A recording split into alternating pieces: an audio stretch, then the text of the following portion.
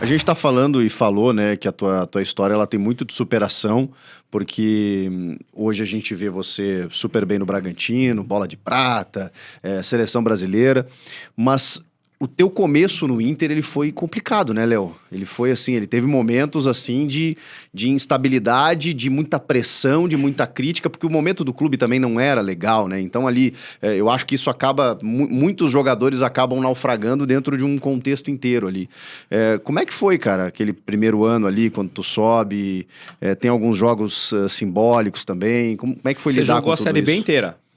No Não, Inter, não. como titular não, mas eu estava Tava a temporada todo o inteira lá, processo. sim. Foi bem complicado, assim. Foi meio que de altos e baixos, né? Eu acho que eu comecei criando uma expectativa muito alta pelo meu primeiro jogo, pelos meus primeiros jogos, né? Eu acabei indo muito bem numa época em que estava todo mundo sendo muito contestado, quem estava presente no ano do rebaixamento, no profissional. Não, e é isso, né? Quando o time tá na Série B ou tá caindo, enfim, nesse caso do Inter tava na Série B, tem muita crítica ao elenco, e aí surge alguém, vai todo meio que aumenta a pressão exatamente pela necessidade. Tá surgindo um cara aí, putz, vamos... E aí daqui a pouco não faz um bom jogo, o time não tá bem, não sei o quê, isso se inverte, né? Porque a pressão é muito grande. Exato, foi acho que um combo que criou toda essa expectativa, né? Por todo o momento do clube, por essa reformulação, por aparecer um zagueiro técnico, um cara que nos primeiros jogos foi muito bem. No primeiro jogo eu dei uma assistência, então tipo, foi tudo meio que deu muito certo no começo.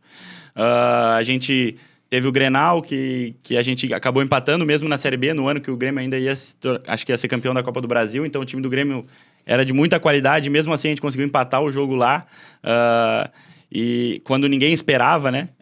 Então foi um momento assim que criou-se uma expectativa muito grande, só que a gente sabe que, lógico que tem alguns jogadores que conseguem, mesmo muito novos, ficar no nível alto por muito tempo, assim, pelo primeiro ano inteiro.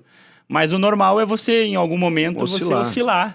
Porque a diferença de jogo é muito grande, né?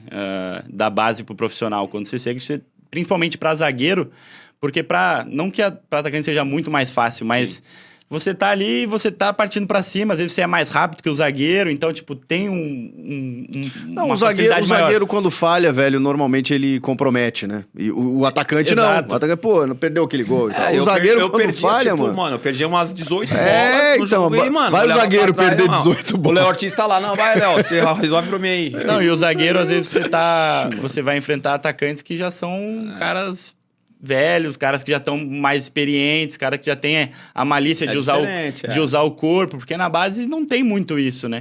Mas no profissional você sente essa diferença do cara que sabe usar o corpo. Você tá olhando a bola, o cara já vem, já te desloca. E estamos falando assim, o processo dele é um processo também que passou pela Série B primeiro, né? Isso. Então tem uma logística aí, tem uns campos, tem uma situação diferente. E o clube todo estava em reformulação, né, de elenco, assim, mudou muito os jogadores do ano de 2016 pro ano de 2017, né? Então mudou tudo, assim, tudo foi muito rápido. E as coisas aconteceram muito rápido. Logo que eu estreiei já foi tudo tipo... e o clube já não estava num momento tão bom quando eu estreiei.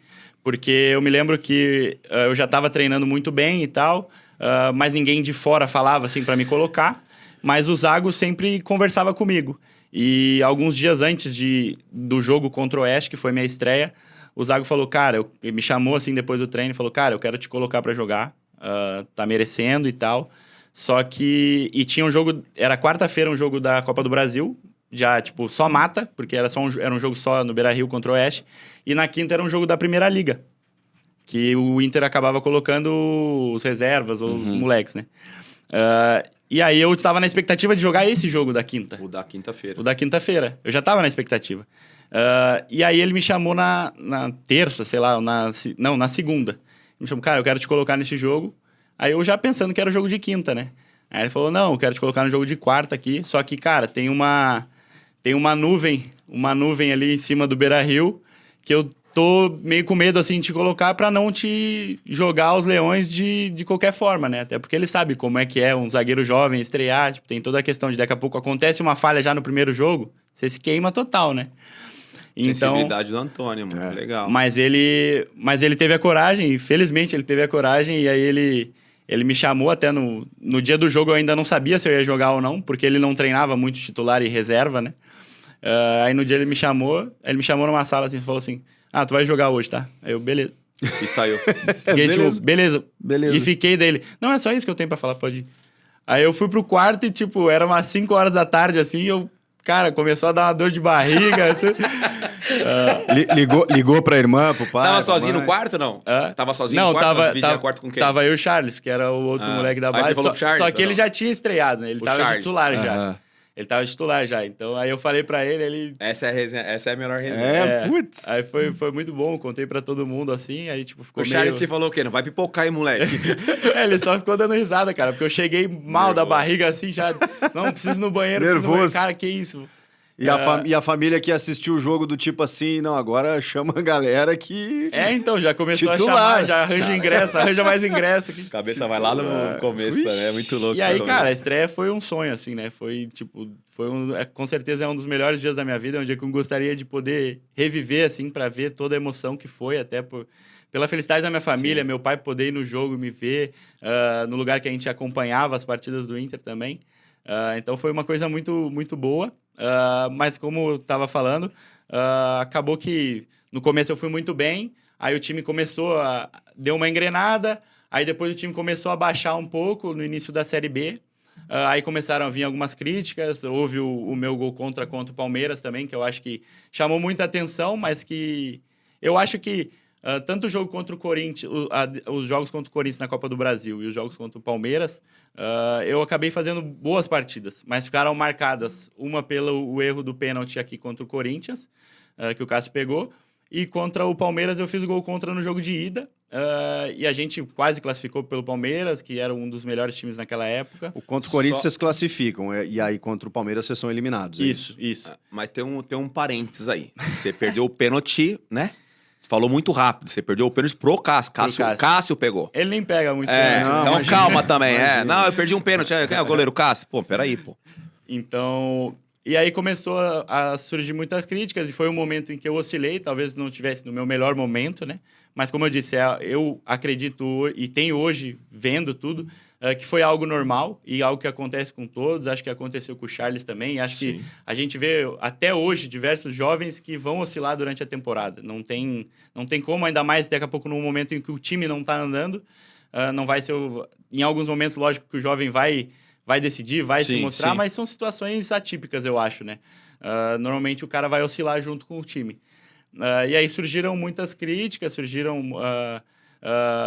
protestos ali, que foi a situação foi no jogo contra o Juventude, né? Galera pegava no teu pé especificamente, assim? Tipo assim, direcionado pra ti a crítica? Esse jogo do Juventude acho que foi o mais crítico, assim, porque o Antônio Carlos Zago já tinha saído, ele tinha saído no jogo... Quem que assumiu depois do Antônio? O Guto, né? O Odair assume o Odair interino, dois ou três jogos. O Odair era auxiliar na época, então ele era tipo o Milton Cruz, assim, né? Ele assumia quando saía um técnico. Isso. E o Guto não tinha assumido ainda. E o Guto não tinha assumido ainda nesse jogo contra o Juventude. Aí são duas situações que me marcaram muito e que acho que me deram uma casca muito grande, que foi depois do jogo contra o Paysandu. A gente tinha essa decisão de volta contra o Palmeiras na quarta-feira, o Zago tinha caído no sábado, nesse jogo do Paysandu. E aí no domingo ou na segunda-feira, eu fui para uma coletiva de imprensa. Após o Zago ter caído, que era o cara que sempre me protegeu muito, então acho que foi uma situação que não era necessária de ter acontecido comigo naquela época, assim. Porque, um jovem, na hora que um treinador cai, tendo feito um gol contra uma semana atrás, então, acho que foi uma situação que não era necessária. Mas que hoje eu vejo que me deu muita casca para todas as situações que aconteceram depois, né? E teve essa situação do jogo contra o Juventude, que... Você foi mal contra o Juventude? Cara, foi um jogo em que a gente dominou o jogo por muito tempo. As perguntinhas do Chico. Não, eu quero entender por que a galera pegou no pé dele desse jogo. Foi um jogo que a gente teve um domínio muito grande, a gente podia ter feito o placar, assim, e a gente estava ganhando 1-0, tomou o gol no final. Realmente o cara cabeceia nas minhas costas, faz o gol. Mas não acho que merecia tudo o que aconteceu. Galera, foi mais mérito do cara ou, você perdeu tempo de bola ou tal? Porque também tem aqueles cruzamentos, né, bebê? Não tem como, né, irmão? Bem direitinho. Irmão, não tem. Eu acho que foi mais mérito do cara e do cruzamento, mano, mas... tem essa. Não, e depois, a galera responsabilizou um cara Exato. pelo E jogo. aí, logo que a bola sai, assim, no meio, o cara joga a bola pra mim, aí a torcida vem e vai, e foi uma situação bem complicada, assim, uma situação bem triste, porque não esperava isso, logo no meu primeiro ano, tendo feito assim tendo tido o início que eu tive, e tendo feito parte de toda a base, sabe? Eu tinha uma história ali no clube, sempre acompanhei o clube desde pequeno, então meu pai teve uma história ali, então não foi algo que eu tava fazendo de sacanagem, alguma coisa assim. Pô, se tinha um cara que tava brabo e irritado com tudo que tava acontecendo, era eu, porque, pô, vivia ali todos esses momentos, né? E então foi uma situação bem complicada. Aí após o jogo, quando eu tô no vestiário, assim, eu demoro um pouco para sair, porque realmente me frustrou muito tudo que aconteceu. Fui um dos últimos a sair, fui o último a sair, na verdade, do vestiário. E aí o segurança me encontra no túnel, assim, e pergunta, tu tá com o teu carro tá aí?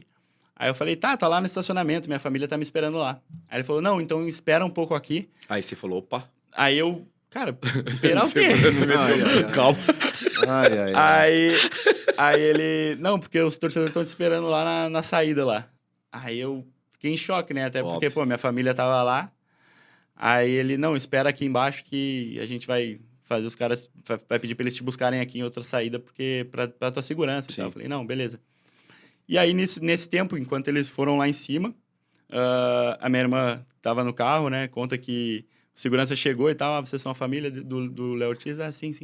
Não, daí pegou uma pedra, assim, que era do tamanho da mão do segurança, falou, não, eles estão esperando aqui pra fazer protesto, pra tocar, né? Nele, teoricamente. Então, deem a volta e tal, busquem ele lá embaixo, e aí orientou eles a descer.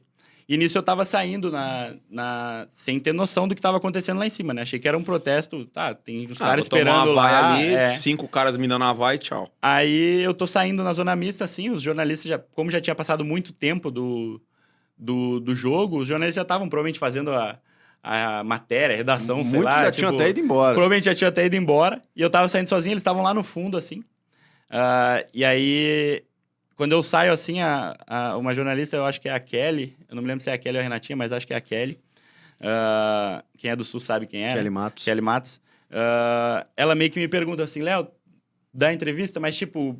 Aí você falou, perguntando por perguntar. Tipo, perguntando por perguntar, assim, né? Tipo, só pra ver se vai falar, né? Claro.